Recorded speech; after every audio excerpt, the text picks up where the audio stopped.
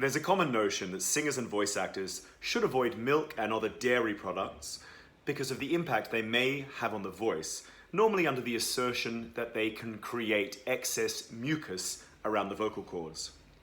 Now, in my experience, this is one of the most misunderstood areas of vocal nutrition. So today, I want to talk about what we actually know about the impact of dairy on the voice.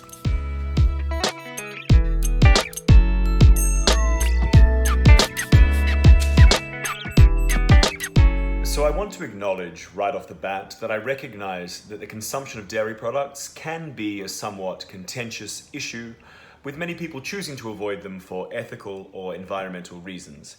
And I just want to let you know that I completely respect this decision, and I'm not here to comment on any of those issues. It's simply not my area of study or expertise, and you'd be better off getting your information on those issues elsewhere.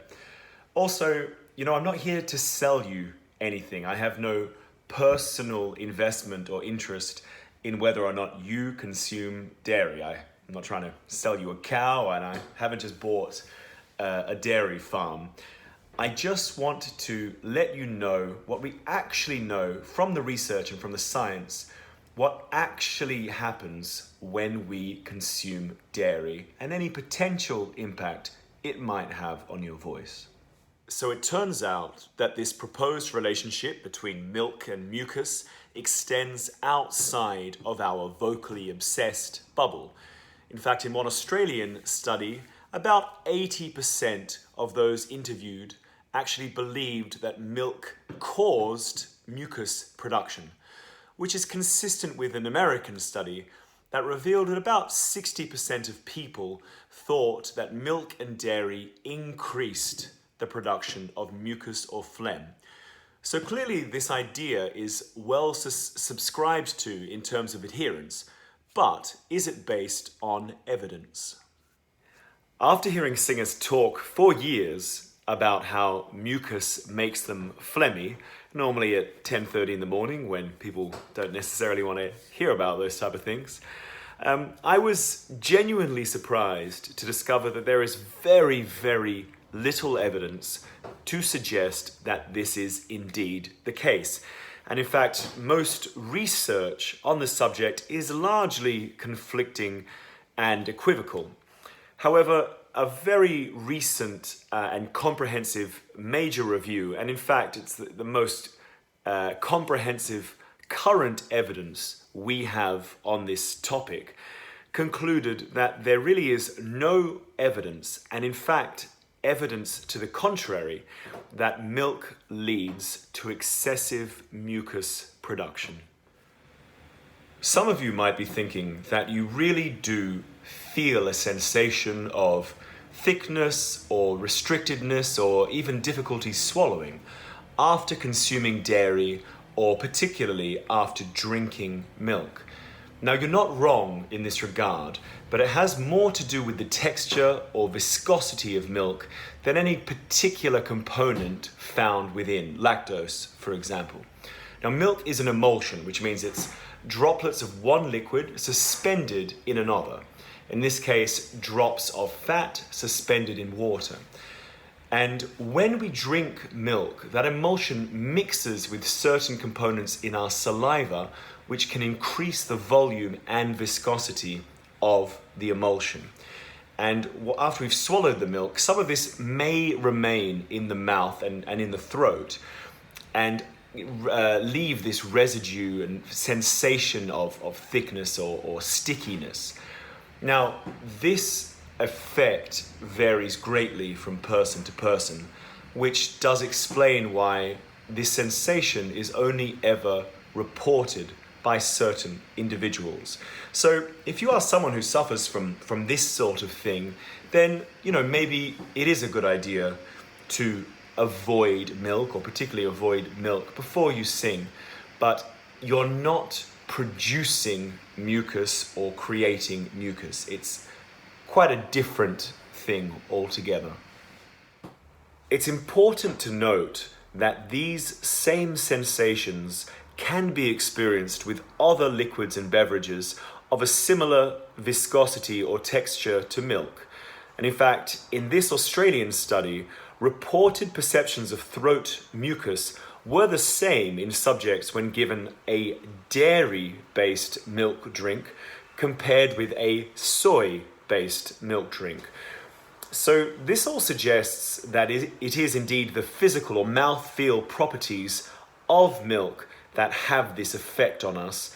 So you may have the exact same response from soy milk, oat milk, almond milk, cashew, or whatever your milk of choice is. And it's really not caused by lactose or any other specific component found in cow's milk. So if you choose to opt for a soy milk latte, for example, because you have to sing today, that's absolutely fine. But just know that there's really no evidence to suggest that you are making any sort of meaningful change. And any difference in feeling or experience is most likely psychosomatic. Now, people often ask me at this point, what about lactose intolerance? Which is a really fair question. Lactose intolerance, of course, being the inability to digest lactose, which is the sugar found in milk. It's a disaccharide consisting of one glucose and one galactose molecule. Now, this is hugely genetically determined and it affects individuals differently. And depending on your genetic heritage, you're either going to be much more or much less likely to be affected by lactose intolerance.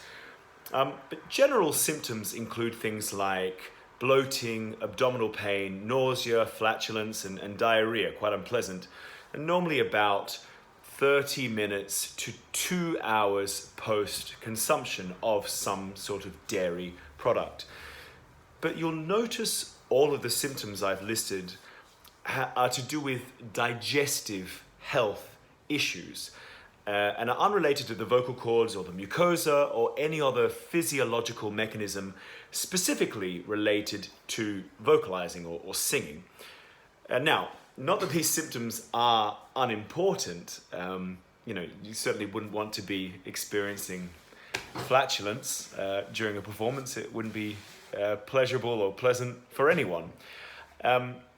But in my experience, these symptoms of lactose intolerance don't normally represent the usual reasons singers tend to avoid dairy or milk products.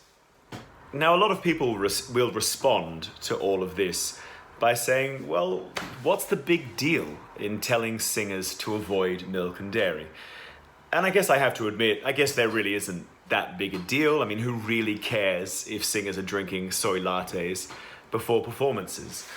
But the reasoning and rationale behind making the decision is, in my experience, normally flawed and unhelpful.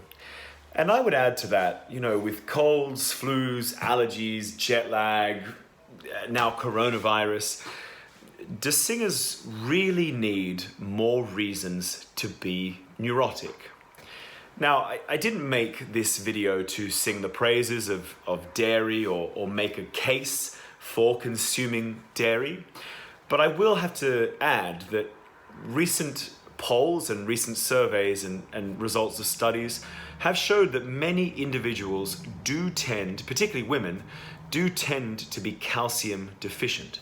Now, of course, dairy isn't the only source of calcium, and eating plenty of leafy greens and tofu and fortified foods and beans will likely give you all the calcium you will need. But, dairy and milk particularly is a nutritional powerhouse and has been associated with a decrease in type 2 diabetes and cardiovascular disease. It's been associated with an increase in bone mineral density and an inverse association with various cancers: colorectal cancer, bladder cancer, gastric cancer, and breast cancer. So, do you have to drink milk? Absolutely not. But if you don't, you are missing out on a fair amount that will need to be compensated for with other dietary intake choices. So, I recognize that this can be such an ingrained myth that many singers will simply say, while I know milk or dairy affects my voice, I really don't care what the research says. And to that I say, that's absolutely fine. Like I said earlier, I'm not trying to sell you anything, and I have no personal investment or interest in whether or not you choose to consume dairy. And as I mentioned earlier, if you choose not to consume it for any environmental or ethical reasons, of course, any nutrient deficit can be made up in other areas of your diet. However, if you are like me and you do choose to enjoy dairy in your diet and rightly think that a soy milk latte is an abomination, please use this information to free yourself from the shackles of a largely unjustified but relatively ubiquitous myth.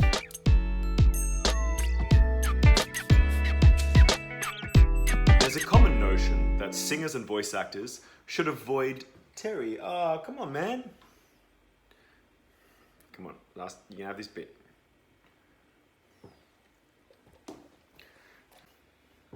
Last time. Come on. Terry, you gonna behave yourself this time? Come on, buddy.